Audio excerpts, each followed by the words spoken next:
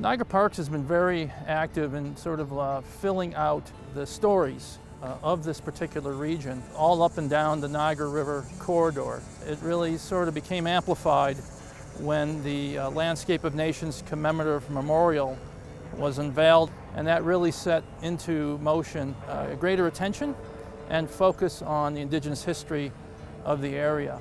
The new plaque that we have here today commemorates a year ago when we hosted Phyllis Webstad, who's the founder of the Orange Shirt movement, and Prime Minister Trudeau, who were here for the morning and into the afternoon last year on September 30th. Throughout the past year, we thought, we really should document the fact that that took place because it's really significant history and it's recent history. And so it backs up all the other stories that we have throughout the park system that way. So my name is Brian Kahn. I am Métis with Moose Cree Heritage. One of the things that I've been a part of and I'm proud of is that the falls have been turning orange for the past 4 years.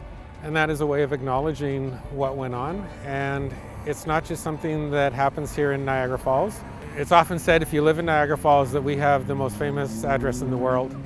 And so with that, we have the eyes of the world on us. Sego, Scanago, my name is Phil Davis, Haudenosaunee, Cayuga, Mohawk.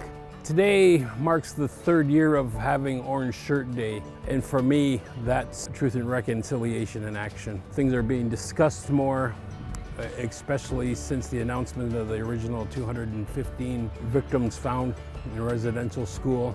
That had such a huge impact on all of us. One is more than enough to try to figure out why. We have this installation.